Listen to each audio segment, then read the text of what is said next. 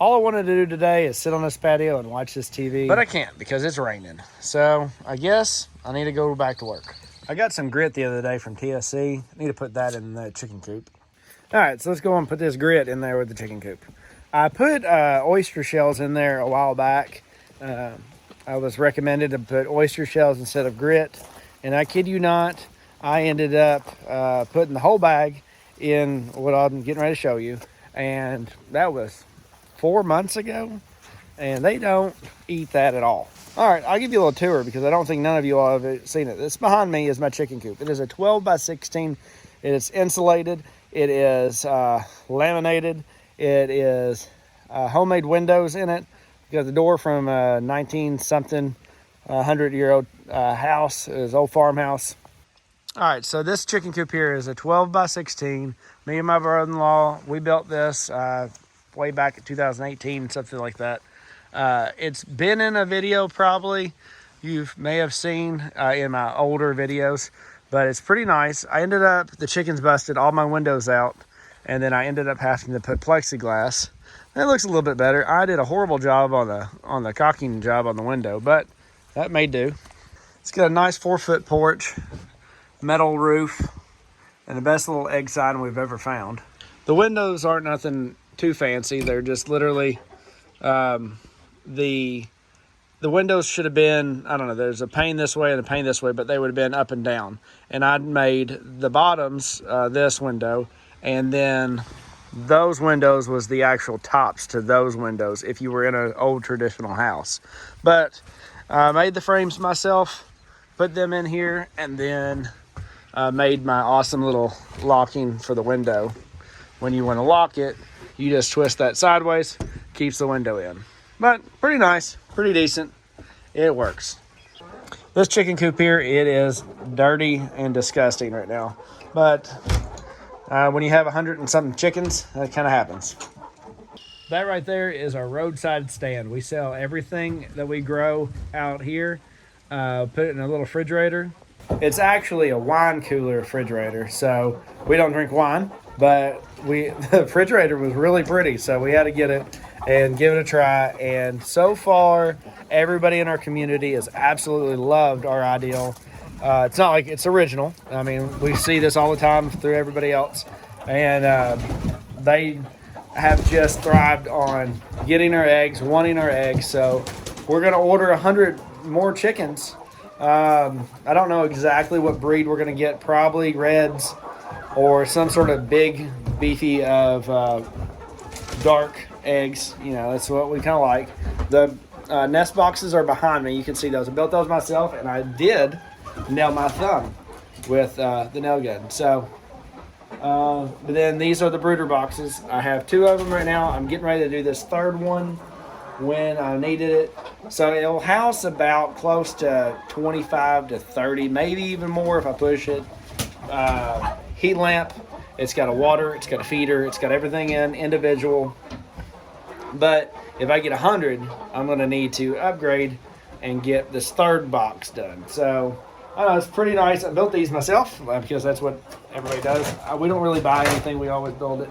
Well, or at least we try. But so a little latch, door comes open. You get the idea. It's deep bedding in here. I got the board here, so it really helps out. It's a lot better than my first one was. It was horrible. But little latches work out pretty good, and that's what we're dealing with. I made these little poop trays. I mean, they do exactly what they do. They collect the poop, and that way they don't drop nothing down underneath of it.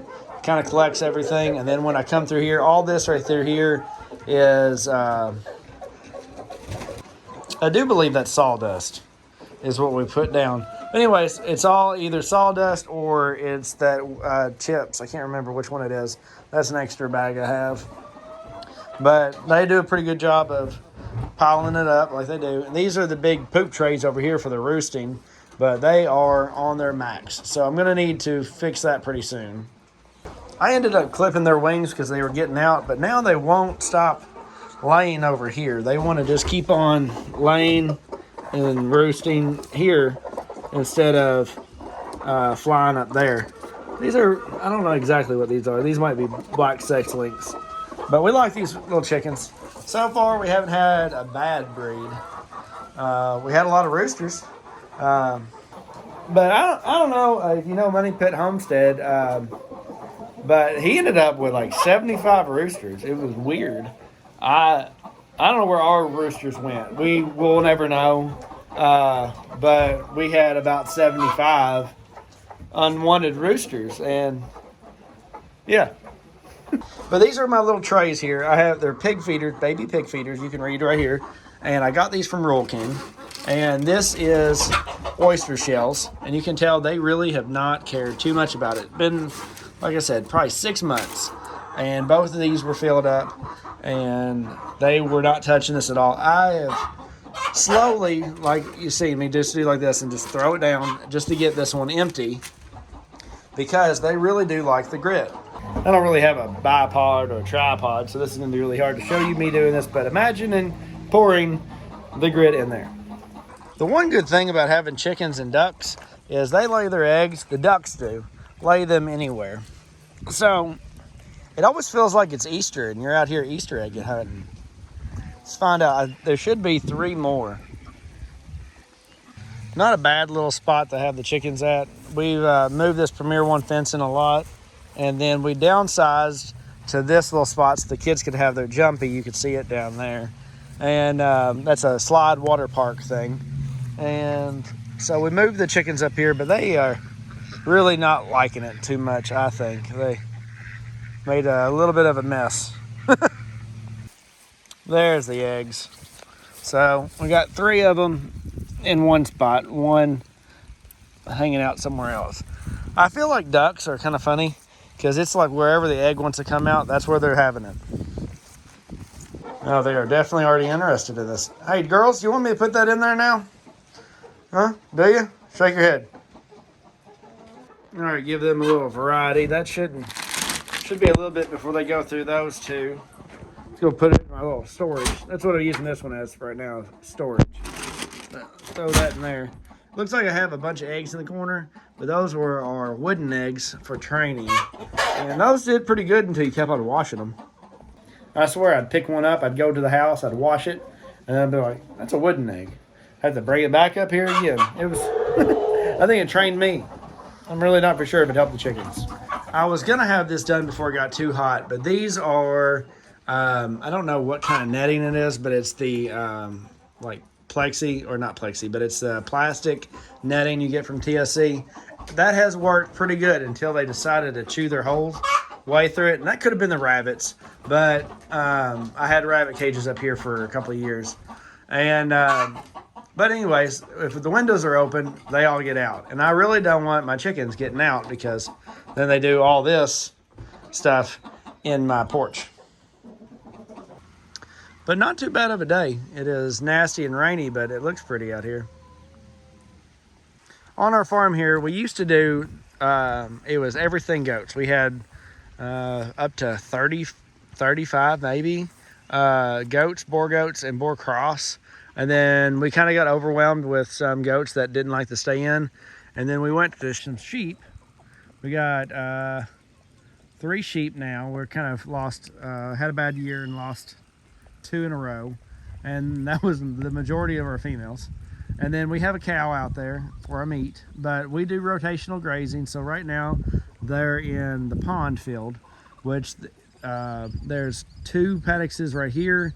There's the 3rd, this is the 4th, and then 5th, 6th, 7th. It just goes on around. I think there's actually 13 rotations that we can do. I've watched Joel Salatin a lot, and people that go after his ways of thinking on rotational grazing. And this was one of his designs that we got from his book. And this is my rabbit pen, and it works pretty good. My only negative about that is when the rabbits are 6 weeks to 8 weeks, maybe even to 10 weeks old, they like to go through those 2-inch slats. So my next design, when I do it, I'm probably going to put those to 1-inch slats underneath, and maybe that might help me out a little bit. But anything under, I'm going to say under 10 weeks can get out of those slats. Maybe I'm doing something different, but you can see I'm not on flat ground either. But my whole property isn't flat. But I have rotated these two. These are my breeding pair. I have rotated them through this whole yard. They started down here somewhere, and they have went every day back and forth to get to this point here. This is cool because this was yesterday, and that was the day before, and then that was the day before that, and it's so awesome to see from like yesterday, then 2 days ago, 3 days ago, 4 days ago, and then you can't even tell 4 or 5 days ago where they were. It's insane. But this is my junkie barn. I am not a hoarder of a lot of things, just a little things. But this is our barned pond. Yeah, I said it. It's a 30-foot lake, 30 foot by 12, and I think it's 4 foot deep. So yeah, that was not supposed to be like that. I've had a water problem for years, trying to get it out. You can see this post right here is rotted, pretty bad. That was a big frog. But so these posts are, you can see this one right here, it's rotted pretty bad. I have to lift this up because my loft that I made is sagging, so I can't put my hay up in my loft because of this. And then I made these. I haven't made all of them yet, but this is something you can get off of Amazon. If I don't want to drop my phone. Amazon or eBay. I can't remember what these dudes are called, but yeah, I'm not buying those. I am 100%. I will not buy it. I will make it. But that dude right there on Amazon or any other website is close to $100 to $150 a piece. I made that for junk. That was 1 stick of rebar, so whatever a 1/2 inch piece of rebar is, and scrap steel. This is I can't remember the exact, but it's almost a quarter thick. I could probably buy thicker steel, and I'm gonna have to buy some thicker steel. But as of right now, if I can still get the steel from work, that's what I'm gonna keep making, and I have to make 7 more. These little guys right here, they're going to the slaughterhouse on Tuesday. I don't know exactly what the weight is, but we'll find out. They're getting pretty big. I have this much feed left. This is what I have counted down the days. I know exactly what I'm going to make. I should make it to Monday, either Sunday night or Monday night. And then they're going to get a little bit of a cleanse. That way they could be, not have as much food in their stomach when they go to the slaughterhouse. I don't know about you all, but I soak my hog feed in water. I give 2 cups that you've seen in there and 1 gallon, and then I blend it up with this awesome blender. And then, I don't know, that seems to be the better scenario for these guys. I've done this their whole life, is soak their feed 24 hours, and then sometimes if it's not too hot, I only do it a day right now since it's hot, but in the wintertime, I would soak all 4 of those, put my metal over top because the dogs like to eat it. But pre-soak for 4 days, I don't know, they seem to like it. But I have to clean up my mess in here. This is what I've been working on with the camper, and I have to clean up all this stuff tonight in order to get my trailer that's on the other side of that truck right there. I have to get it in here and position it somewhat good. The bad thing is this is the door that they're coming out of, and I'm pretty for sure since I've made this trailer myself, I made the door on the wrong side. Every single scenario that I have used this trailer in, it has been the door swings out the wrong direction. I should have made this door like a slide door, but I didn't think I needed a slide, and then now I'm regretting my decision on building this door. It's extra heavy. It's probably not even safe, but I welded it, so it's good enough for me. Because this trailer right here is a 2-horse trailer, and I've made it into a stock trailer. So it's not the prettiest. I traded an old junk car for it, basically. And it has been a really good trailer since. I mean, it's got new tires on it, and it's got a new floor that I welded in myself. And the only real problem with it is it's got airy sides. And this is what I mean by airy sides. It lets all the airflow out. But it's pretty nice. I mean, I'm not gonna lie to you, it's not the best thing in the world. But it has no brake lights, it has no brakes. The floor I made myself. It was an oak floor. I took all the wood out that was rotted, and then I welded in cross members, plate steel, and then put me a hog panel in there for grip. But I really do need to get rid of this whole front section. You can see right in the bottom there. Yeah, that is a hole. Yeah, definitely. It matched the Ford. I have a Ford dump truck. It matched it because it has mostly holes in the floor. But I mean, it's pretty straight. It's not great, but I made this door myself. It had 2 pony doors on it. I don't know if you've ever messed with old horse trailers, but they are not the greatest. So it's like this little door here and a little door here and then a post. Then I'm assuming there was a ramp, but it didn't have that. So this is what I ended up coming up with. And so far, so good.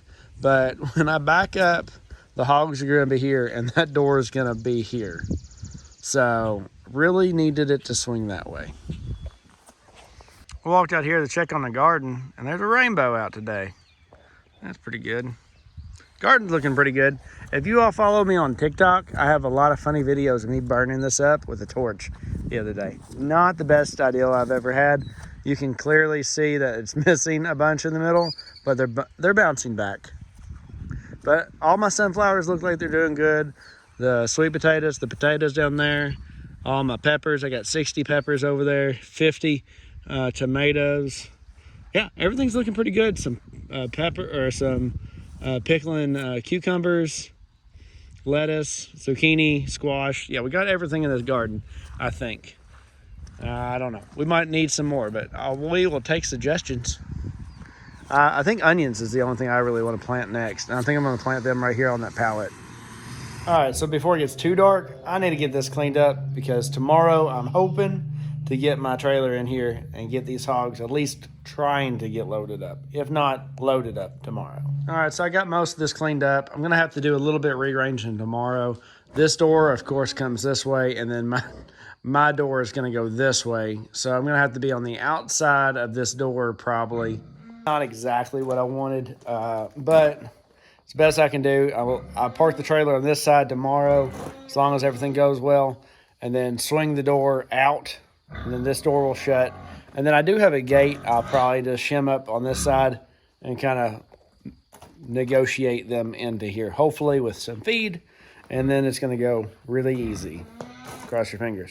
But if I was going to pay a 12-year-old to clean this out with a hand shovel, what do you think I should pay him? What do you think the appropriate amount should be? He said he was wanting to get another little side job. He already weed eats for me once a month, but he was saying he wants a little bit more work. A little bit more work means it's going to cost me more money. And but I don't want to pay too much, but also don't want to do the work. If you like this video, subscribe, like, share, and I'll try to put out some more content.